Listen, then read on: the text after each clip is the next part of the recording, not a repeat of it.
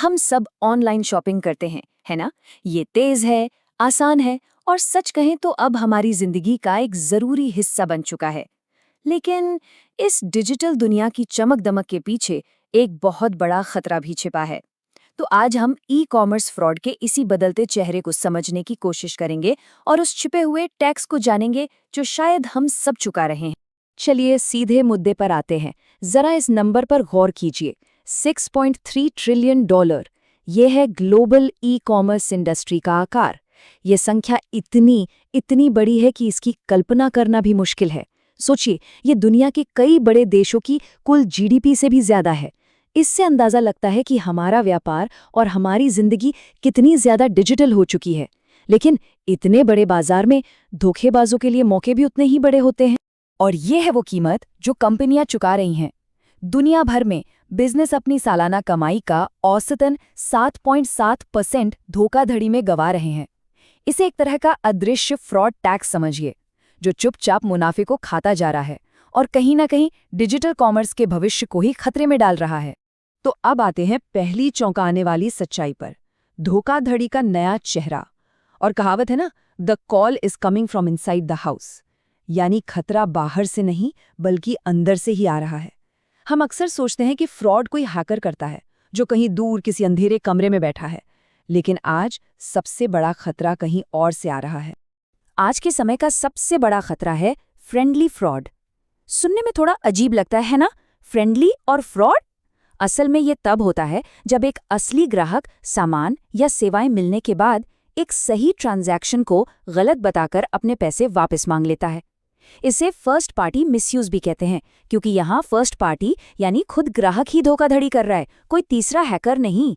और यही बात सबसे ज्यादा चौंकाने वाली है। और ये कोई छोटी मोटी समस्या बिल्कुल नहीं है। अब जरा इन आंकड़ों को देखिए। 57% व्यापारियों का मानना है कि रिफंड और पॉलिसी का गलत इस्तेमाल बढ़ रहा है, और 62% कह रहे हैं कि फर्स्ट पार्टी मिसयूज में बढ़ोतरी हुई है। आर्थिक अनिश्चितता के इस दौर में कई लोग कंपनियों की उदार रिटर्न पॉलिसियों का फायदा उठाने लगे हैं। और इसका असर सिर्फ खोए हुए पैसे तक ही सीमित नहीं है। मामला इससे कहीं ज्यादा गहरा है। विवादित बिक्री में हर $100 के लिए व्यापारियों को ऑपरेशनल खर्चों पर $35 अतिरिक्त खर्च करने पड़ते हैं। सोचिए, ये पैसा ग्राहक सेवा, जांच और शिपिंग जैसी चीजों पर खर्च होता है। ये एक बहुत बड़ी छिपी हुई लागत है जो सीधे सीधे मुनाफे को खा जाती है। अब आते हैं दूसरी सच्चाई पर, धोखे की असली कीमत। और यकीन मानिए, ये उससे कहीं ज्यादा है जितना कोई सोच सकता है। धोखाधड़ी का असर सिर्फ उस एक ट्रांजैक्शन के नुकसान तक ही सीमित नहीं होता। ये स्लाइड देखिए, पूरी कहानी बयां कर देती है। इसे कहते हैं फ्रॉड मल्टीप्लायर। धोखाधड़ी में खोए हर $1 के लिए एक बिजनेस को असल में लगभग $4.76 का नुकसान होता है। क्यों? क्योंकि इसमें जांच का खर्च, रिकवरी की कोशिशें, कानूनी फीस और सबसे बढ़कर कंपनी की प्रतिष्ठा को जो नुकसान पहुंचता है, वो सब शामिल है। अमेरिका में तो हालत और भी गंभीर है। पिछले साल वहां के व्यवसायों ने धोखाधड़ी के कारण अपनी कमाई का औसतन 9.8% खो दिया। और चिंता की बात यह है कि ये आंकड़ा पिछले साल से 46% ज्यादा है। ये कोई मामूली बढ़त नहीं है। ये तो एक साल में लगभग 50% की छलांग है, जो दिखाता है कि ये समस्या कितनी तेजी से नियंत्रण से बाहर होती जा रही है।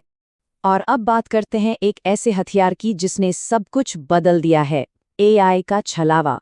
एक ऐसी दुनिया जहां आप अपनी आंखों और कानों पर भी भरोसा नहीं कर सकते। आर्टिफिशियल इंटेलिजेंस ने धोखेबाजों के हाथ में एक बहुत ही खतरनाक हथियार थमा दिया है। जरा इस नंबर को देखिए, 3000%।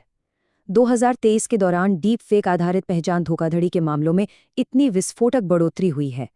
एआई से बनाए गए नकली वीडियो और आवाजें अब इतनी असली लगती हैं कि किसी इंसान के लिए उनमें और असल में फर्क करना लगभग नामुमकिन हो गया है। और ये सिर्फ कोई थ्योरी नहीं है, ये सच में हो रहा है। 2024 की शुरुआत में हुई ये एरूप घटना देखिए।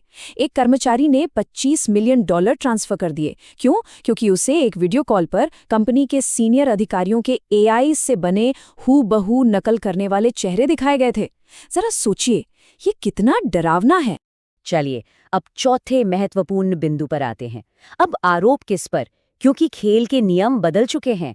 पहले अगर किसी के साथ ऑनलाइन धोखाधड़ी होती थी तो अक्सर उसे ही जिम्मेदार मान लिया जाता था, लेकिन अब ये बदल रहा है।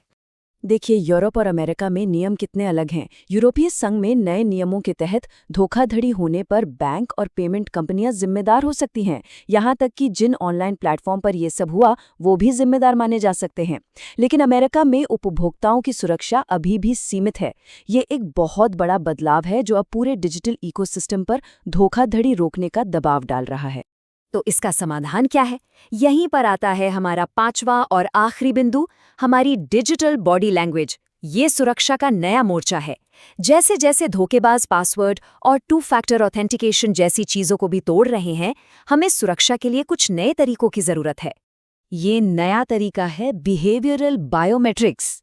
ये इस बात पर निर्भर नहीं करता कि आप क्या जानते हैं, जैसे कि कोई पासवर्ड, बल्कि इस बात पर कि आप अपने डिवाइस का इस्तेमाल कैसे करते हैं।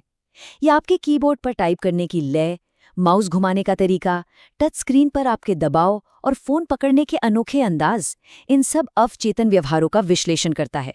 ये एक तरह से लगातार चलने वाली सुरक्षा है। और ये सिर्फ कोई भविष्य की कल्पना नहीं है। बिहेवियरल बायोमेट्रिक्स का बाजार 2030 तक $7.3 बिलियन तक पहुंचने का अनुमान है। यह दिखाता है कि भविष्य में हमारी डिजिटल पहचान को सुरक्षित रखने के लिए यह तकनीक कितनी जरूरी होने वाली है। तो अंत में ये सब क्यों मायने रखता है? क्योंकि इस डिजिटल युग में विश्वास ही सब कुछ है। ये आंकड़ा देखिए, 80% उपभोक्ता सिर्फ एक बार अपने खाते से छेड़छाड़ होने के बाद उस ब्रांड को हमेशा के लिए छोड़ देंगे।